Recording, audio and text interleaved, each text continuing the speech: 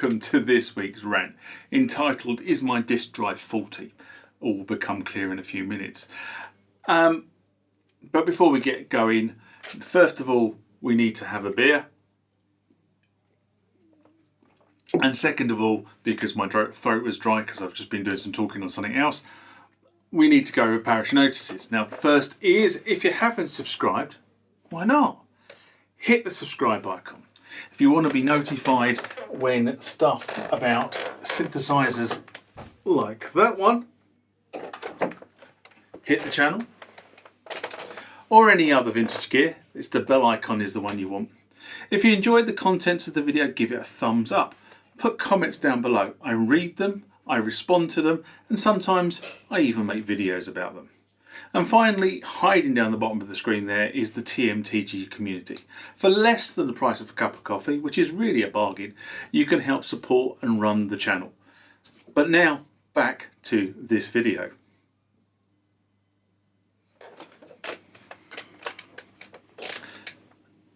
I was ready to record this video this morning.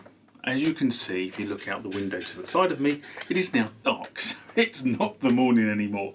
And I have just been completely waylaid by various things that have gone on during the day. One of the best things though today that has arrived is this new keyboard for my Mac. Now, I've had my Mac for 6 years. And I've always used the keyboard on the Mac itself, and I find that as I'm getting a bit older, the positioning of the computer on the table is becoming a little bit more interesting. So many years ago, I bought the iMouse. There's the iMouse, which I've used for a while, and now I've decided to go and buy a keyboard, and it's the best investment ever. It arrived this morning, and I've just been shooting through stuff I need to do. Really quickly, because this keyboard is set up exactly for the Mac. But that's by the by. Now, the reason why I'm recording this so late in the day and the sun is over the yard arm so I can have a beer, cheers one and all, is because the housemates were washing their smalls. And as you know, I share this space with the washing machine and the tumble dryer. And because they needed access to both of those, and both of those were going during the day, all you would have had is a background rumble of the sort of washing machine and the tumble dryer going. So it's kind of where we are now. I mean, I do digress, but it allowed me to do lots of other things today that I wouldn't have done because I would have been recording this. So it is kind of swings and roundabouts. But we're going to get on with the first topic, which is, how do I test if my disk drive is faulty?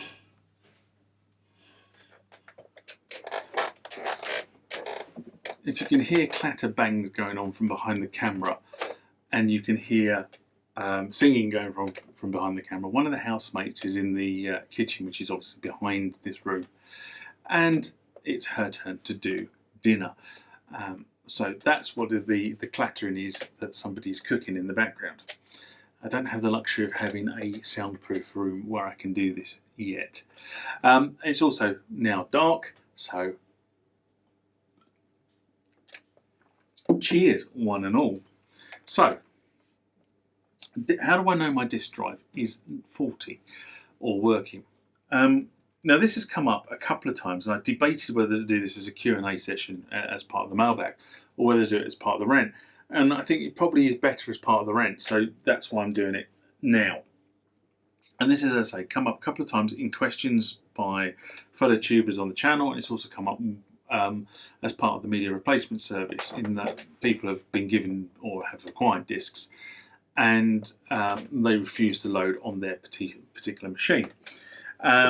Now, I have a policy that no disc leaves here unless it has been already tested. So at the point I create a disc, I will test it in the relevant machine.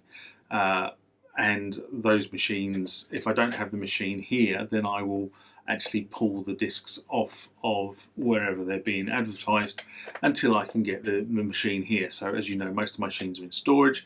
I did a huge amount of work on the machines last autumn, and I cut a lot of discs that I've now got in pseudo stock, I suppose, about this area. So I know all those discs, when they were cut, when they were made, were working. And what we found is some of those discs have gone out to people and they're not working when they hit the machine. And we've had a sort of a bit of a to and fro. And one of the things I always say to users on the other end is, have you got a blank disc? The answer is normally yes. Great. If you've got a blank disc, stick it in the machine and format it. If it formats, then write a file to it, and if you can read the file from it, then your disk drive is not necessarily faulty.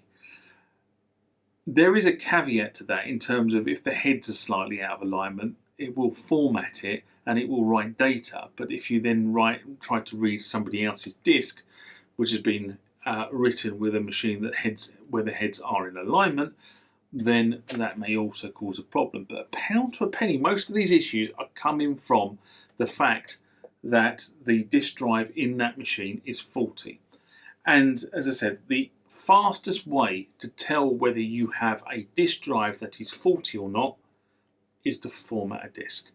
Write data to it and read data from it. If you cannot perform that exercise, you have a problem with your disk drive on your machine. What is the problem likely to be? Well, a pound to a penny, if that disk drive has been in that machine since that machine was made, the disk drive is going to be a problem. It's probably going to be something to do with the fact that a lot of the early disk drives were belt driven, and the belt is now slipping, so it's not spinning the disk at the right speed, or it's not spinning the disk at all. The belt drive has snapped, in which case you'll hear a very high-pitched whirring noise rather than a normal type noise. Or it just doesn't make a noise at all, which is a good indication it's not working. Even if the light comes on the front of the disk drive, if it doesn't make a noise, there is a problem. Okay, because disk drives aren't silent things; they make a noise. It's just the pure mechanical nature of the disk drive. So that's going to be the problem. And then you've got to start thinking about how do you source a replacement disk drive. There are people out there, and if you go and watch various videos, I've actually put links into people I know on the internet who are selling discs for specific machines, or the replacement discs for specific machines. You can go and buy the discs there. I'm not going to list them underneath this video because it becomes too wide and varied to do that. But that's generally how do you tell whether your disk drive is faulty or not. On the very rare occasion that it's not the disk drive, it's something on the controller card, which is the chip that's on the motherboard within your keyboard that actually sends the instructions to the disk drive to do stuff and reads the data back. In that case, you're going to have to go and find a controller chip, and you're going to have to probably pull that controller chip out. But that's more diagnostic. Most of the time, the issue is with the original drive that was in the machine. And these things are notorious for going wrong if they haven't been well maintained. So there you go. That was the headline of this rant. Is my disk drive not working? That tells you everything you need to know about how to go and diagnose it.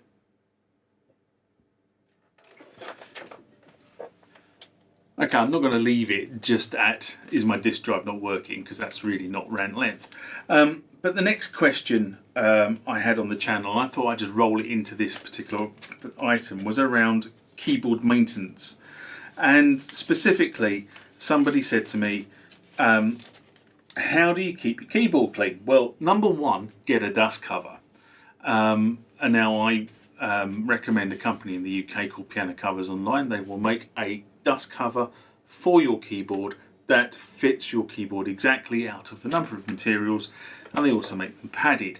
Now, I've said that on the channel many times before. I'm not going to repeat that particular thing. I will put a link to PianoCovers online below this video.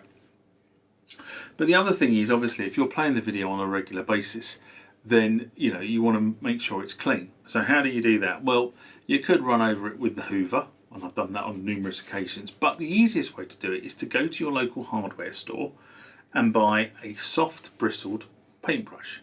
It doesn't have to be expensive. Don't go for the bargain cheap ones. Go for a one that's, you know, a few dollars, few pounds. So this particular one was about £4, I think. But make sure it's got a nice soft bristles. You don't want something that's hard.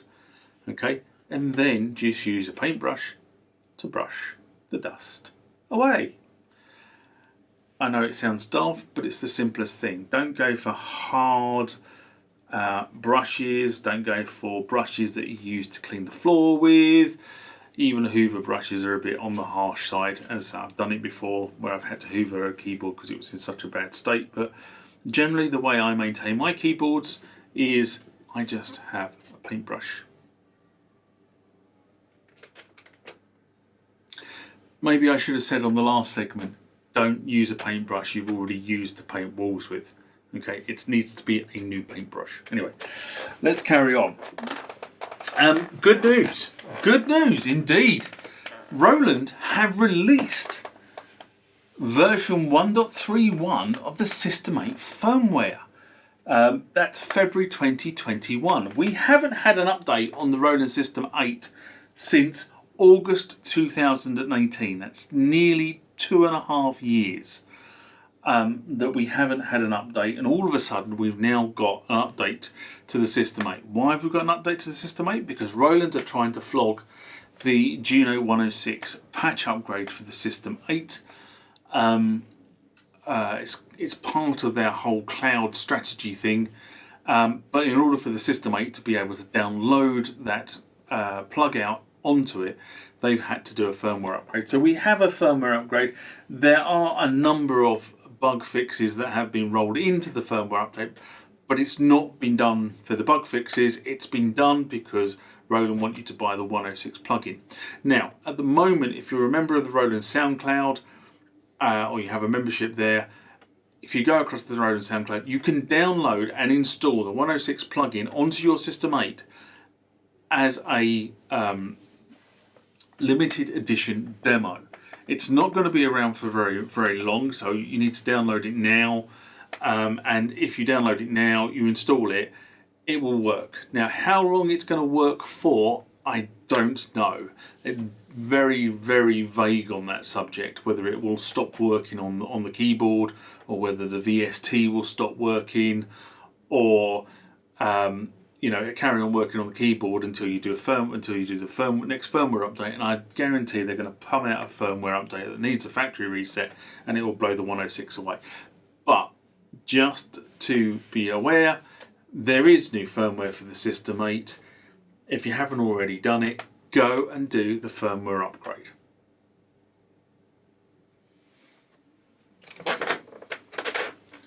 And finally for this week, now many months ago, I said I had a job lot of these things, which are disc 3.5-inch disc case holders. Great for transporting discs if you only need a few discs and you're going to take it from A to B.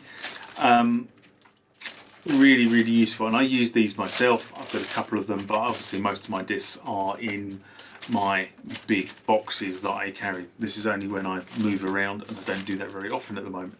The reason I'm saying that is I've had a particular run on these since Christmas. I don't have a resupply, so if you're interested in buying one of these, the link will be below this video.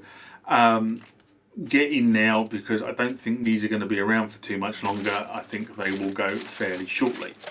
And on that note, I'm going to say this is the end of this week's rant. It's been a number of bits in it again this week. It's not just been one piece. I did have some other bits I wanted to put in the rant this week, but I'm not quite sure how I need to tackle them, if that makes any sense. So maybe they're for next week instead.